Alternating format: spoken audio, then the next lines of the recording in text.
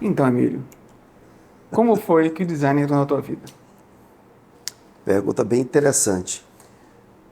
Eu descobri o design muito cedo na minha vida. Isso remonta lá, acho que por 9 anos de idade, mais ou menos. Meu pai sempre acreditou que eu seria arquiteto. Tanto que ele me deu muito material de arquitetura. Mas eu interagia com as coisas, desmantelava brinquedo, queria descobrir não só o funcionamento, mas a estrutura. E toda essa curiosidade ali, meio que sem saber, a gente vai começando a se envolver com isso. Mas uma coisa me chamava muita atenção, que era entender por que da forma das coisas e como a gente se relacionava com elas. Eu não tinha muita ideia do porquê disso, mas a curiosidade estava sempre presente ali. A gente olhava para algo e dizia assim, isso aqui pode ser melhor, isso aqui pode melhorar. Interessante que eu tinha uma expressão artística muito forte. Eu desenhava pessoas e tudo. Só que eu era apaixonado por avião. Fiz todo o processo, ia para a aeronáutica. Quando me veio a questão, eu tinha uns 14 anos de idade. O que eu faço com isso aqui? O que eu faço com essa expressão? O que eu faço com essa arte? O que eu faço com isso tudo? Daí eu declino e recebo uma carta muito bonita do brigadeiro, no qual ele dizia que sonhos eram para ser realizados, mas que eu tinha até os 23 anos, né, para retomar, né, todo esse processo. Não retomei nada, não voltei mais. Eu tinha um amigo que já fazia design, eu era escoteiro, então ele me deu alguns materiais, eu li um texto de Gibbon Sipp sobre design para os países periféricos, e dali o design começa a acontecer. Quando eu fui para a faculdade, fui com essa convicção. Tanto que eu faço o processo seletivo, o vestibular, melhor dizendo, tanto para São Luís quanto para Campina Grande. Eu passo em Campina Grande e não passo aqui. Aprove a Deus que eu tivesse essa experiência lá. E foi muito bom, porque eu tive a oportunidade de conhecer papas do design. Na época era muito novo, não tinha dimensão disso. E cada vez que eu estava, a cada aula, a cada experiência de laboratório, eu tinha mais certeza que eu estava... Meu lugar era ali. Então, esse processo, ele começa com essa curiosidade, ainda ali por mais ou menos 9 anos de idade, e a gente vai caminhando. E eu tive algo que foi muito importante, foi a presença dos meus pais e os investimentos que eles fizeram, principalmente em literatura, que me deu a oportunidade de conhecer, de interagir com todos esses objetos, conhecimentos, meio que sem saber aonde isso tudo ia dar. E lá na frente o design vai cada vez mais se fortalecendo, se consolidando e fazendo parte da minha vida. Interessante destacar que quando eu chego à faculdade, eu já trabalhava nessa área. Eu ainda no ensino médio, um amigo do meu pai que trabalhava com isso, eles conversaram entre eles e me deram a oportunidade de ir ali, e logo eu comecei a trilhar por esse caminho. E aí eu fui trabalhar com, na época se chamava muito de programação visual, né? Então, ali eu começo a me apaixonar. Tive a oportunidade de ler alguns livros que ele trazia, muito livro importado. Ficava impactado com aquele design, com aquelas soluções, e tudo aí foi um universo descoberto. Quando eu chego à faculdade, já tem toda essa expertise de produção, de criação, de experiência, de saber todo o processo. Mas eu não tinha toda a profundidade de conhecimento e o saber que a universidade foi me oportunizar. E também pelos impactos que eu tive com os professores, né? Tive muitos bons professores, professores que foram verdadeiras inspirações para mim. E como design, você tem design produto, você tem um design gráfico, eu andei pelos dois caminhos, né? Eu fiz um curso de design de móveis no Rio Grande do Sul com o José Merege, que me deu inclusive uma oportunidade de trabalho, mas como em Bento Gonçalves não tinha universidade de design, eu disse, professor, eu prefiro terminar a minha faculdade, coisa que eu não me arrependo até hoje. Acho que eu fiz a escolha certa, o caminho correto. Foi isso mesmo. E depois a experiência com o design gráfico, o design visual, como queiram, que foi onde eu me descobri e achei assim um espaço bem interessante para ocupar. E aí eu fui gradativamente estudando, me preparando, lapidando essa competência para que eu pudesse desenvolver coisas nessa área, sobretudo marcas, que se tornou a minha grande paixão. Mas quando eu falo de marca hoje, eu volto pela curiosidade pela aviação e pelo design das marcas de aviação. Tinha um livro chamado Os Aviões, que fazia uma passagem por toda a história das companhias aéreas, e ali a maior curiosidade era exatamente as soluções visuais, né? Por que está dessa forma, né? Por que dessa cor, por que tudo isso? Esse porquê a gente foi ao curso de toda essa história tentando achar. Eu acho que tudo isso marca um pouco desse start, dessa gênese que nos fez chegar até aqui. Mas o interessante de tudo é que esse processo a gente não alterou. Entre o que meu pai acreditava que eu seria arquiteto, né, ele tinha isso muito claro. Eu tive no escritório de arquitetura com os meus 12 para 13 anos, que era o arquiteto amigo do meu pai, e estive lá olhando as plantas. Eu meio que por osmose começava a ler as plantas, né? Tinha facilidade de compreender todas aquelas normas, aquelas regras. Talvez daí o meu pai tenha construído essa ideia, mas era porque era o que estava ali. Se fosse o escritório do design, certamente a história seria bem outro, o entendimento dele seria bem outro. Mas foi muito bom, porque nesse processo, de algum modo, a arquitetura sempre teve ali muito próxima. Na realidade, a gente tem essa relação, né? Essa coisa da micro e da macro escala, né? Que está entre design e arquitetura, ficou muito mais perceptível para mim quando eu fui fazer o meu mestrado, que foi em Ciências da Arquitetura pela Federal do Rio de Janeiro, né? Que foi muito, muito interessante. E aí eu já, com uma certa maturidade, entendendo que eu ia trazer a contribuição do design para o campo da arquitetura, qual foi uma experiência fantástica.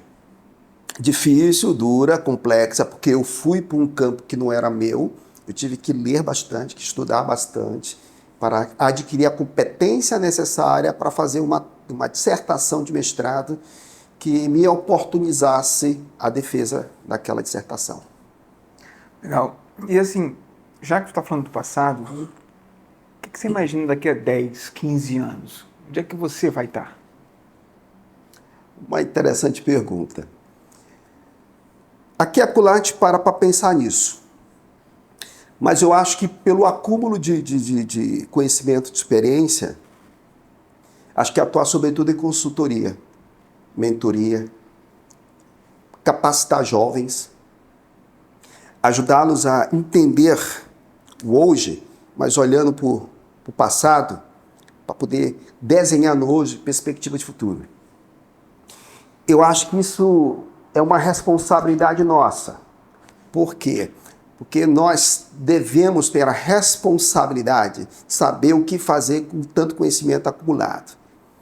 Eu imagino publicando, escrevendo, reunindo todas essas experiências e materializando isso em livro. Por quê? Porque eu acho que vale a pena. Acho que a gente tem algo a contribuir. Acho que a gente tem uma história para contar que vale a pena. Eu acho que se for trabalhado isso numa boa narrativa, eu acho que vai deixar um legado, vai culminar com reflexões que vão ajudar de sobremaneira aos jovens, né, entenderem de repente os meus problemas, ou como eu superei os meus problemas, pode ter muito a ver como ele pode estar nesse momento pensando, refletindo, como ele pode superar e resolver os dele. Então eu acredito que vai muito por aí. Ao curso desse tempo a gente constrói muitos relacionamentos, muitas relações. Eu penso que eu posso estabelecer essas aproximações. E nessas aproximações a gente pode pensar coisas juntos e multiplicar coisas juntos. E tudo isso numa perspectiva do outro. tá? Numa perspectiva de contribuir com as pessoas. Eu acho que design tem muito disso. Eu acho que uma coisa que me encanta muito na nossa área é essa coisa da preocupação com o outro. Né? Eu vou desenhar uma cadeira, mas como esse outro fica nessa cadeira? Quais são as pessoas ou os biotipos que podem interagir e que de forma eu tenho que refletir sobre isso para que essa interação possa ocorrer da melhor maneira. Aí você tem materiais, você tem antropometria, você tem ergonomia, você tem uma série de questões que estão atreladas a tudo isso. E a mesma coisa que você pensa numa marca, né? Você pensa na questão da percepção, você está vendo agora ali com os alunos falando sobre semiótica. Eu tenho uma parte da minha tese que eu falo da semiótica, eu falo da retórica também, e eu venho exatamente esclarecer nesse ponto. Quer dizer, o aluno ali naquela estava falando contigo, mas na verdade ele estava indo para a retórica e esquecendo da semiótica e estava confundindo as duas coisas. E eu procurei nessa parte do capítulo esmiuçar no sentido de aglutinar isso para o processo perceptivo de compreensão de uma marca. No caso, eu estou estudando marcas para territórios.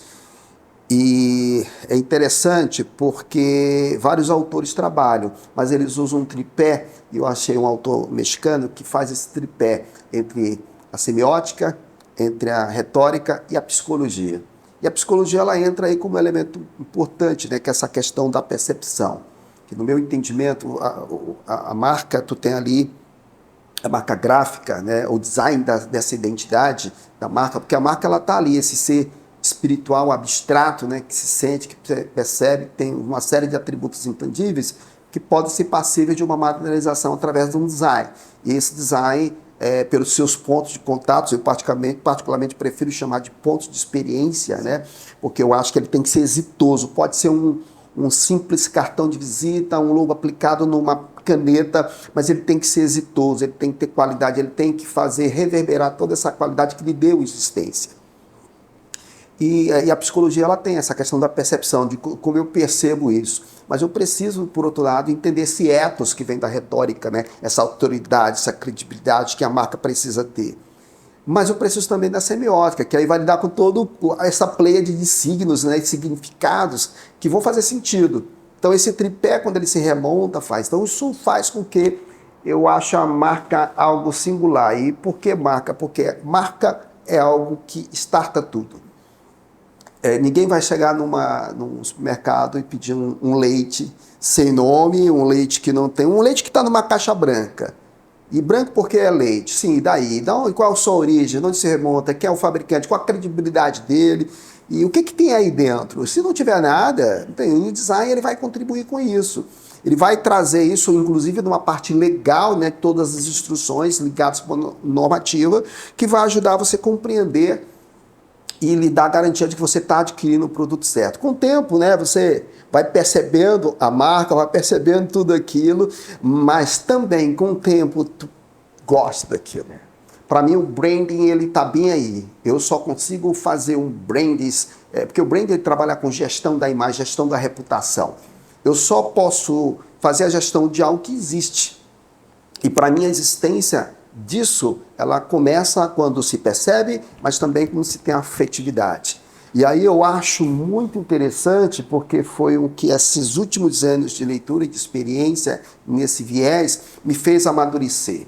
Tinha um professor, eu não sei se era da PUC, não estou lembrado agora, e ele não gostava, quando ele dava o curso de branding, a presença de designers, né? Inclusive, ele tinha um texto, eu li um texto meio que raivoso dele, foi no Fórum Alfa, que é uma página conduzida por profissionais da Argentina, especificamente de Buenos Aires.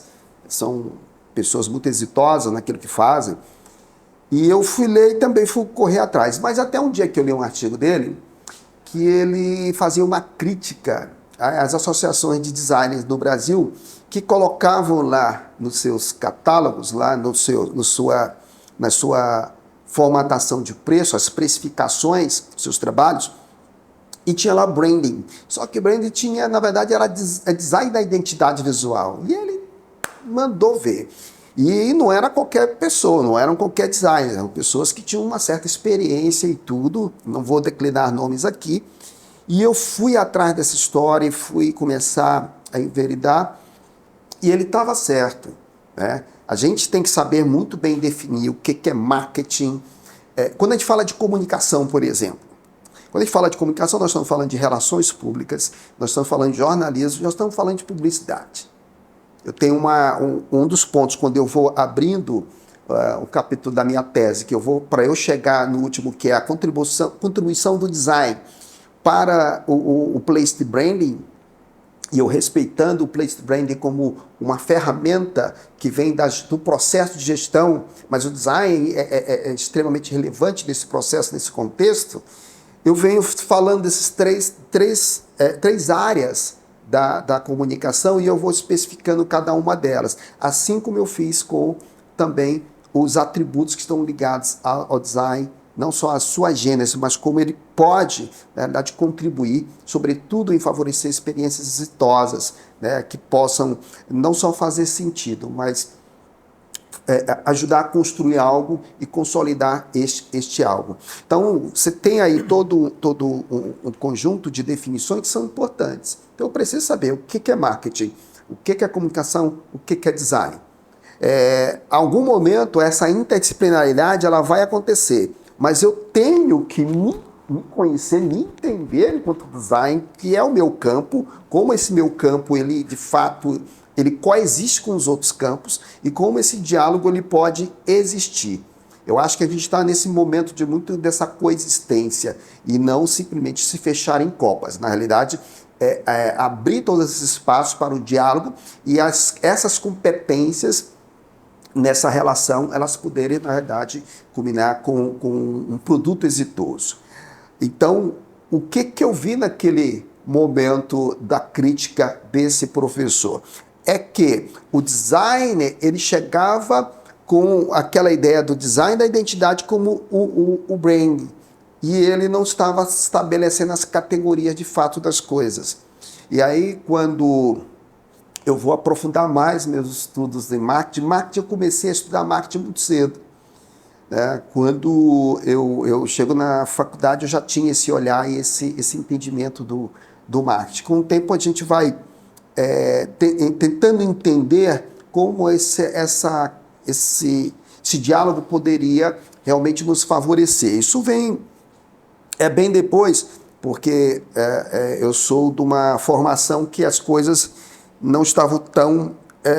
não se trabalhava muito essa ideia de interação, embora a gente soubesse que em algum momento isso seria requerido. No mercado é que a gente começa a perceber isso de uma outra forma. Talvez daí a confusão dos outros profissionais em relação a isso.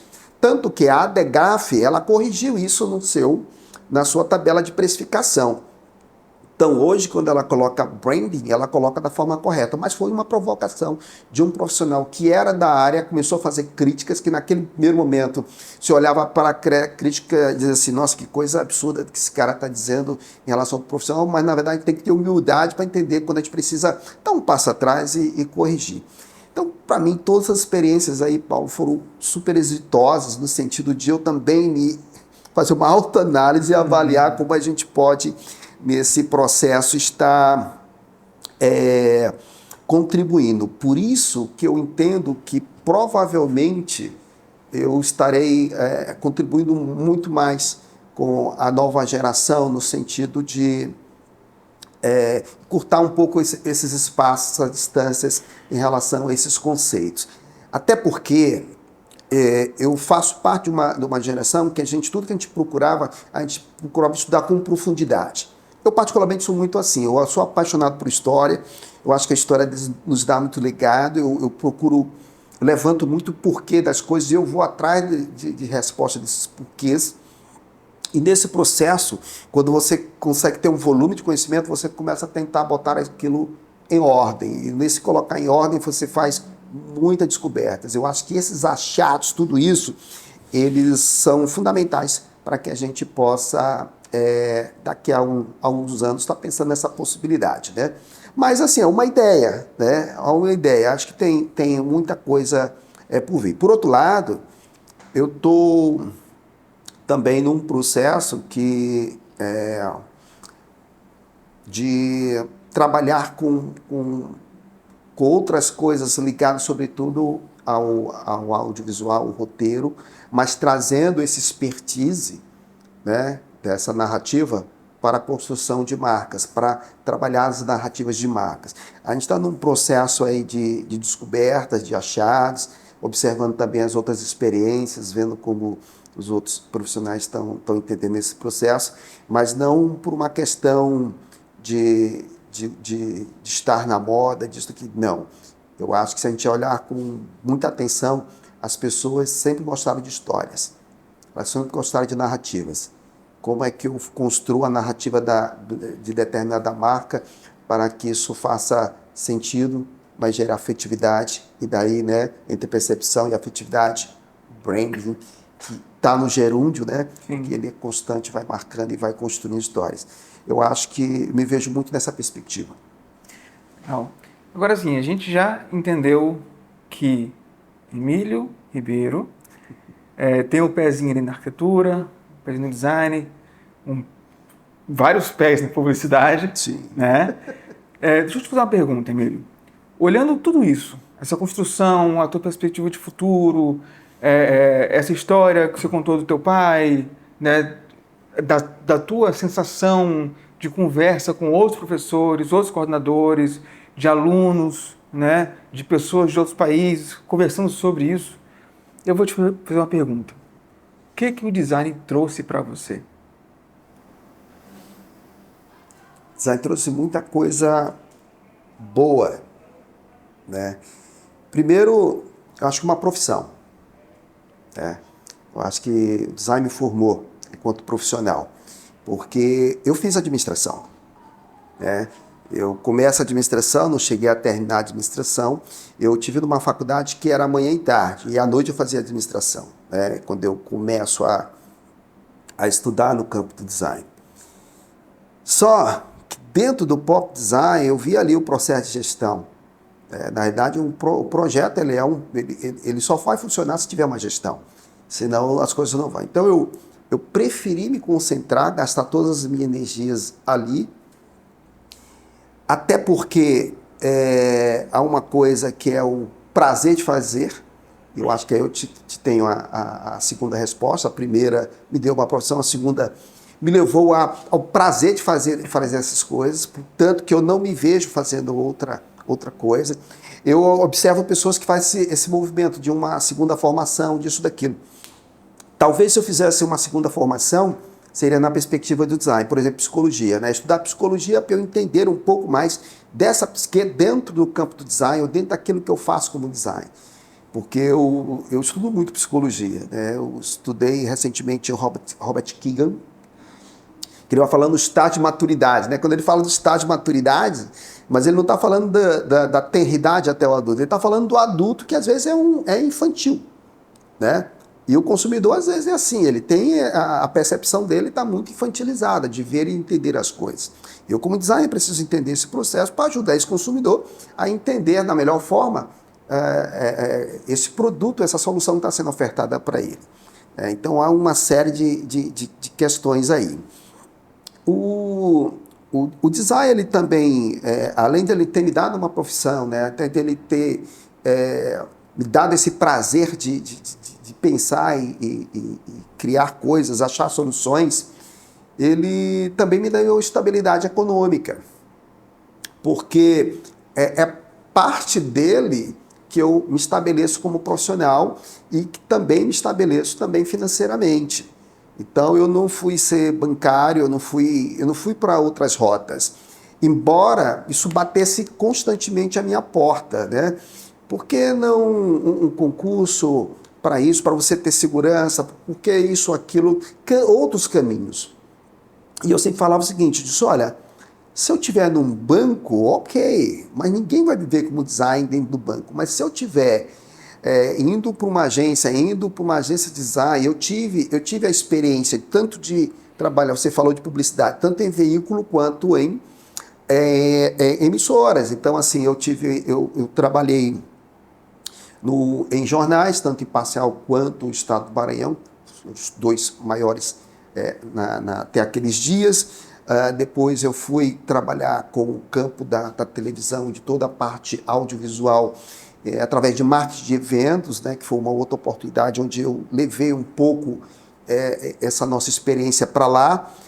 Isso me deu a oportunidade de conhecer Hans Donner, né, quando o Brasil faz 500 anos, ele vem, então eu fui convidado a acompanhá-lo ali durante uns 15 dias desse processo, até a culminância do seu lançamento. Então, é interessante porque essas experiências foram lapidando essa formação, isso também foi me dando visibilidade. Eu acho que um ponto de destaque, Paulo, que você está perguntando, eu posso te responder com um concurso que eu ganhei, porque é um outro lado. Eu, mesmo começando muito ainda jovem, tinha concurso disso, eu metia a cara e participava, né? Ganhei alguns concursos e eram monetizados nessa época, então tinha prêmio financeiro. Eu não vou te negar, ganhei um bom dinheiro com isso. E quando eu estava, trabalhava no Sistema Mirante, e eu tinha vínculo no Jornal Estado, no departamento comercial, eles souberam, né, da premiação que eu havia ganho por conta do selo dos 25 anos da Universidade Federal do Maranhão. E um jornalista veio conversar comigo, nós conversamos, batemos um papo, eu achei que ia sair uma pequena nota ali no rodapé do jornal e, para minha surpresa, no domingo foi uma página inteira falando de mim. Então isso me deu um grande impacto, falei um pouco da minha história, acredito que eu ainda tenho esse material. Na segunda-feira meu telefone não parava de tocar, né? Empresas me procurando, né? E eu fiquei assim porque fui procurado por empresas grandes e eu disse, olha, eu tenho apenas tantos semestres de faculdade, eu tenho um caminho muito longo. Algumas coisas nós assumimos, outras coisas nós entendemos que ainda estávamos no caminho por vir. Teve um concurso interessante que foi o da CAPES. Eu participei daquele concurso de criação da marca da CAPES. Eu fiquei entre os 20 primeiros, alguma coisa assim.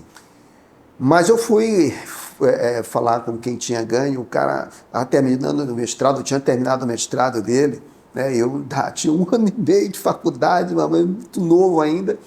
Mas foi bom a interação com ele, conversar com ele, ver o nível de maturidade dele, como ele apresentou o projeto, como ele dialogou com tudo aquilo. Isso para mim foi um aprendizado. Então, o que eu quero dizer com isso? Nós devemos nos colocar à prova todo o tempo. Alguns momentos serão exitosos, outros não. Mas tudo é parte do aprendizado. A gente também tem que entender quando o nosso colega ele age, ele pensou melhor do que nós. Isso é muito bom, porque eu aprendo com ele, ele aprende comigo, e juntos nós vamos nesse processo caminhando e aprendendo um com o outro. Eu não vejo a coisa assim dicotomizada. Eu gosto muito dessa interação, dessas relações. E nisso, para ainda assim estar te dizendo que tudo isso o design me fez perceber. Porque enquanto o artista ele pode se isolar e ficar ensimesmado para fazer a sua arte, o design não.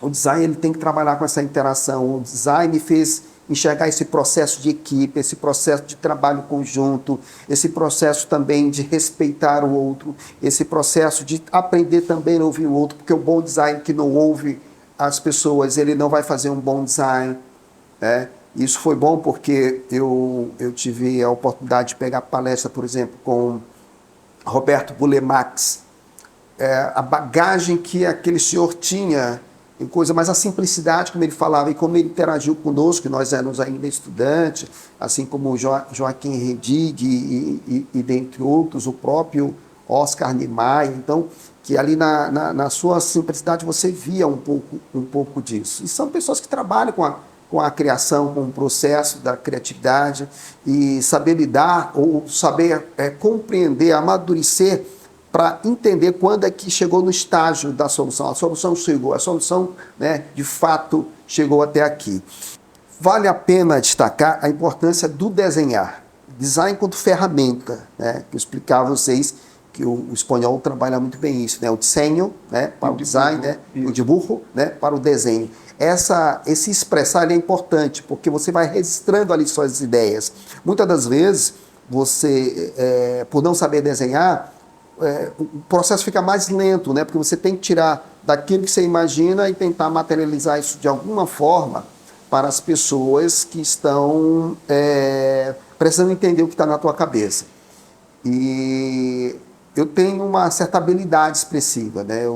Eu desenho com frequência, eu procuro trabalhar esses sketches, fazer esses esboços aí para exatamente não só concatenar as ideias, mas eu também ter a exatidão daquilo que funciona e o que não funciona, através disso tudo.